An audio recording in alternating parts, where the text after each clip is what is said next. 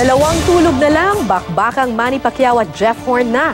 Handa na raw sumalang sa weigh-in bukas si Pacquiao habang si Horn kailangan pang magbawas ng timbang para makapasok sa 147-pound weight limit. Puspusan naman ang paghahanda ng mga otoridad para sa seguridad ng tinaguriang Australia's biggest boxing match. Live mula sa Brisbane sa Australia, may report si Mav Gonzalez. Mav!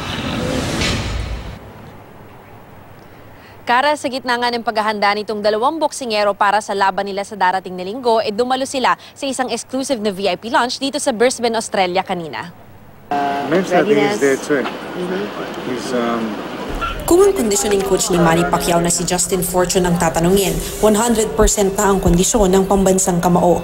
Pahinga na dapat niya ang panahong ito, pero tumakbo pa rin siya kaninang umaga dito sa Brisbane, Australia at nag-light training pa kasama ang kanyang team. Bukas na ang official weigh-in pero walang mababakas na kaba o pagkabahala kay Pacquiao. Kinahaponan, dumalo siya sa exclusive VIP lunch sa Brisbane Convention and Exhibition Center. The weight is good? Weight, timbang natin? Yes, my weight is perfect. Sa banquet hall, kaliwat kanan ang mga bigating personalidad sa mundo ng boxing. It's a big thrill for me to do this fight. You've got Ancajas on the card too from the Philippines, and I'm looking forward to seeing him. Manny has looked really sensational. To think that Father Time is sneaking up on Manny, I don't think so. But there's always that slight possibility. So it makes it exciting.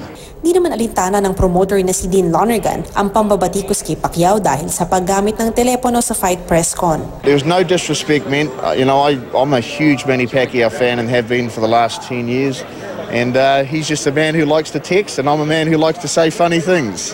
May payo naman kay Jeff Horn ang 3 beses na nakalaban ni Pacman na si Timothy Bradley. Don't feel invincible and that Manny is still a phenomenal, even at the age of 38 years of age, he's still a phenomenal fighter and he's a legend for a reason. And be confident, but don't underestimate his speed and his power. It's lightning fast. Inaasahang mapupuno ang mahigit 50,000 seats ng Suncorp Stadium kung saan magtutuosin ng Pacquiao at Horn. Kaya naman ang Queensland Police nakahanda na rin sa pagmonitor sa posibleng gulo o banta ng terorismo.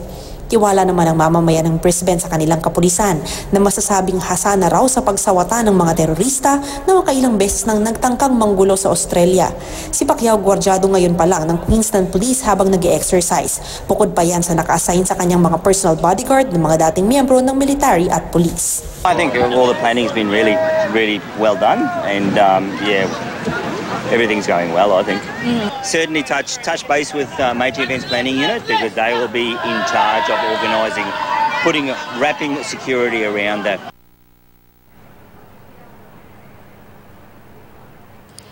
Kara, ngayong gabi naman nagkaroon ng closed-door training session itong si Jeff Horn para nga magbawas ng timbang. Kanina kasing tanghali, mga nasa 5 pounds pa raw yung kapos niya dito sa 147-pound weight limit ng welterweight championship. Kara?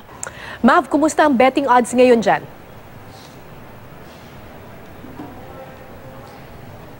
Sa ngayon, Kara, as expected, yammado pa rin yung ating pambansang kamao. Sa ngayon, ang betting odds natin ay 4.75 para kay Jeff Horn. Ang ibig sabihin nito, kung pumusta ka ng $1 sa kanya, 4.75 ang babalik sa'yo. Samantala, dito naman kay Pacquiao ay 1.20. Ibig sabihin, kung pumusta ka ng $1 ay 1.20 yung babalik sa'yo. Kaya medyo malaki pa rin yung pagkakaiba nitong dalawang boksingero. And inaasahan natin na dun nga sa mga darating na araw pa, ay hindi naman na ito masyado magbabago, Kara. Ang layo pala, no, Mav?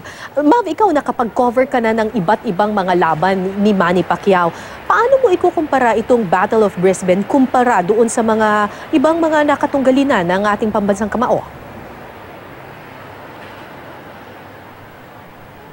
Alam mo, actually, Kara, ito kasing si Jeff Horn ay meron talagang backing dahil nga, sabi nga nila, hometown hero itong si Jeff Horn dahil dito talaga siya lumaki sa Brisbane, Australia. Kaya siguro ito pa lang yung kauna-unahang Pacquiao fight na makukover ko at mapapanood din na ine-expect natin na mas marami talaga ang mag-cheer dun sa makakalaban niya. Itong Suncorp Stadium, capacity nito 50,000 at inaasahan nga na karamihan doon ay mga Queenslander, mga taga rito. Kaya itong mga ito ay sabi nila, mag-cheer daw talaga sila para dito kay Jeff Horn. Pero sabi naman ng pambansang kamao natin na kapag ka nag-cheer para sa kalaban yung mga nanonood, dun daw siya mas namomotivate at mas nai-inspire. Kaya inaasahan natin na sana kung manalo itong si Manny ay via knockout, Kara. Alright, so mukhang may home court advantage itong si Jeff Horn. Ano yung strategy na ano ba yung dapat nilang bantayan dito kay Horn, itong kampo ni Manny Pacquiao?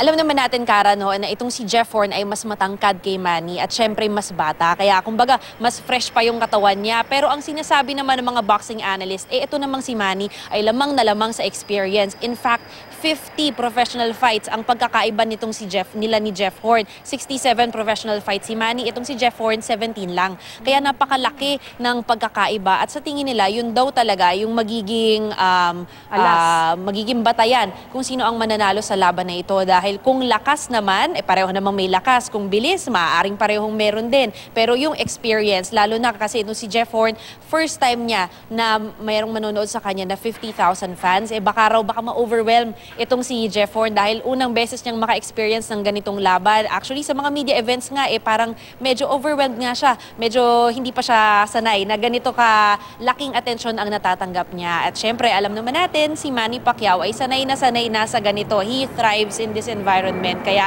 baka yun daw, yung talagang maging advantage nitong si Manny pagdating sa linggo. Kara? Yan ang aabangan natin, Mav. Maraming salamat sa iyo, Mav Gonzalez.